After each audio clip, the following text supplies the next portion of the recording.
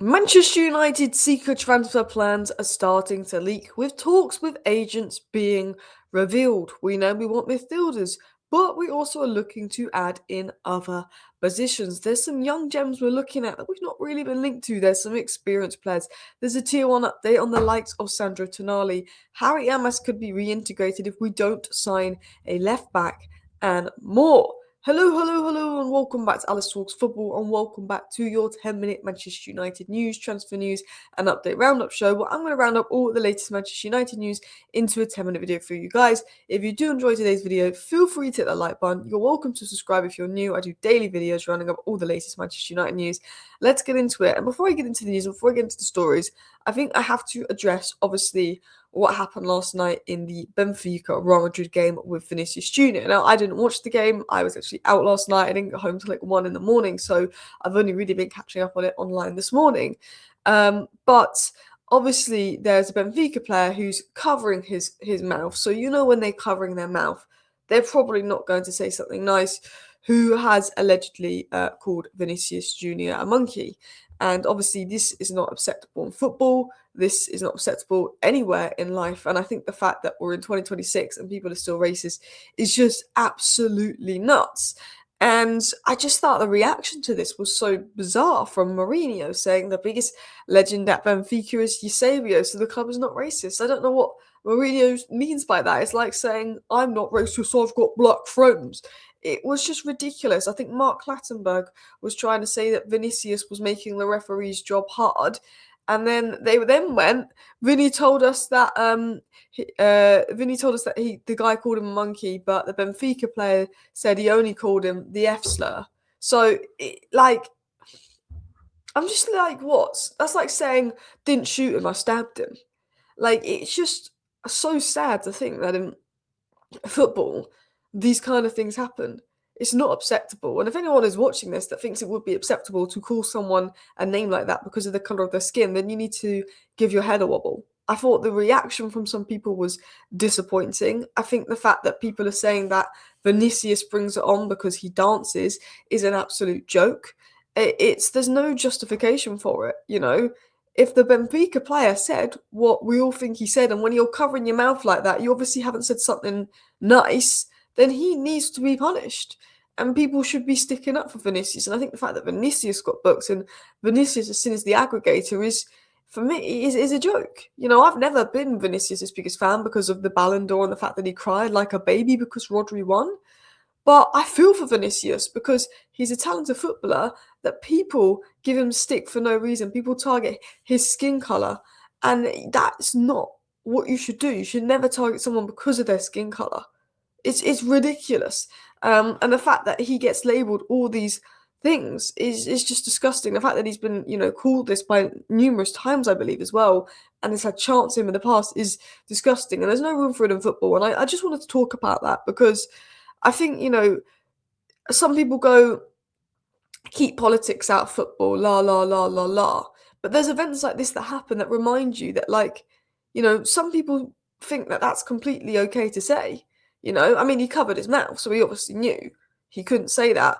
But the fact that a young 16-year-old player thinks he could potentially say that to Vinny Jr., it's just a disgrace. Like, that people are maybe brought up to even think that they could say stuff like that. So I just wanted to touch upon that, but I do want to get into news. I do want to get into the stories, but I just think it's completely unacceptable. And things need to be done to try and kick it out of not just football but the world.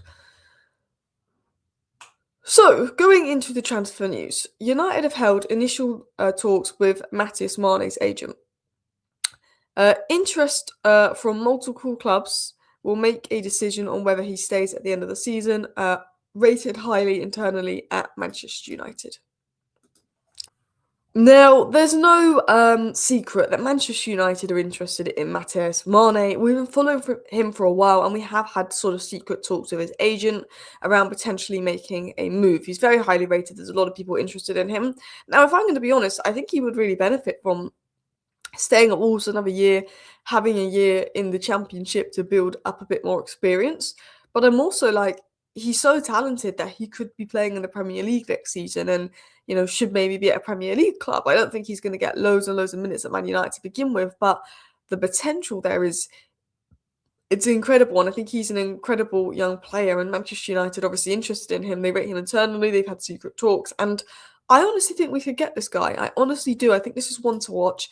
I know, and I've heard rumours over the last few weeks about us having secret talks, trying to work on this deal. And if we sign him, I'm very happy. It's not one that we necessarily have to do because we need three midfielders and we need a left winger and we need someone that's kind of proven and ready now. But it's a deal that if we do make, I would be very happy with.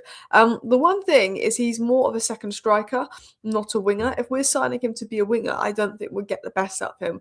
If we're signing him, it is to be a sort of second striker, which would be maybe like, I mean, you could say long-term Bruno replacement, because right now Bruno is almost operating as a second striker in the last few games. But he would be one for the future. I almost think if we signed him, he might be one that's better off loaning out, because I wouldn't put him on the left wing. Let me know your thoughts down below on Mane. Let's get into some other stories. Now, obviously, the way we play, the system we play next year is probably going to depend on the next manager. And it was said by the Telegraph that United is set to conduct a comprehensive search for their next manager and will evaluate every available candidate. United want to take their time to get the next appointment right, with the process to be methodological and time-consuming. You also spoke about how Carrick is doing a good job so far and could help his chances. I think the most important thing we do is take our time to appoint a manager. I think we don't need to make any kind of decision till May. I think we can wait and see what Carrick does. I want us to interview many managers, have a talk about what they would want to do, the signings they'd want, the systems and all of that.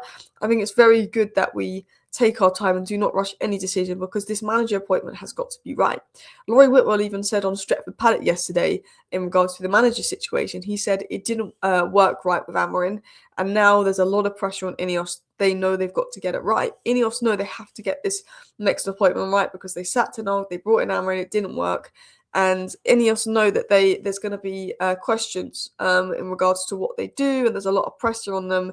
And Laurie Whitwell said they're going to be very careful with the managerial candidate. But one of the interesting things Laurie Whitwell said, which kind of links back to the transfer window, is that Man United still have this idea of a style that they want to play, a system that they want to play, that they're going to tell the managers, listen, this is how we want to play, this is the way that we want to play, because the manager is more likely to be head coach. And that's why we are actually getting on with a little bit of transfer business now and sort of making transfer plans behind the scenes, is because we have this vision of the kind of football we want to play, the kind of style we want to play.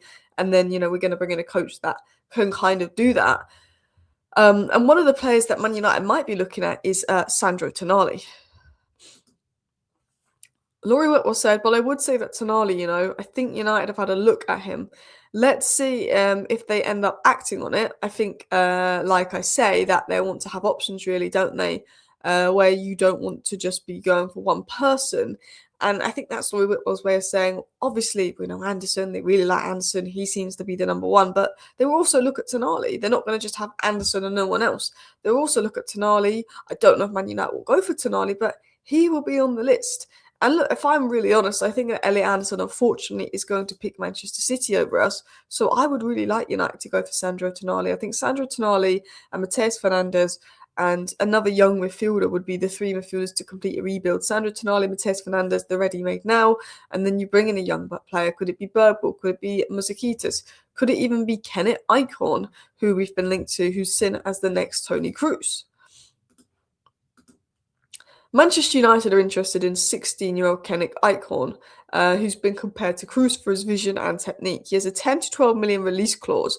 So his release clause is like 8 to 10 million pounds, which is nuts. And he's obviously seen as one of the most elite players in Europe. Considering his potential and how good he is for 16, I personally think that is a really, really good release clause. And I think as a third midfield signing, I'm not against it. He can play DM, he can play centre mid. He's very good on the ball. He's very mature.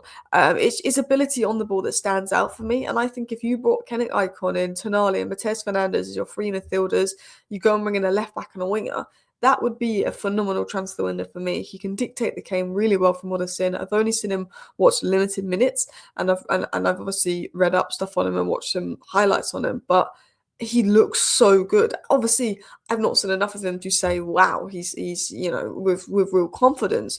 But in terms of his vision, his build-up, his passing ability, in terms of an eye test player, I was very, very impressed.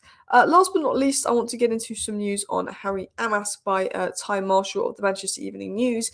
He said with Malacia leading and Dorgu potentially playing further up, there could be a first-team spot available for Harry Amass next season, although we don't know what the plans are as of yet. The only issue is because Amass picked up a hamstring injury, despite having a really good first few months at Sheffield Wednesday, he's only played 15 minutes in the last 5 weeks because he's picked up a hamstring injury, which is such a shame. Anyway, people, thank you for watching today's video.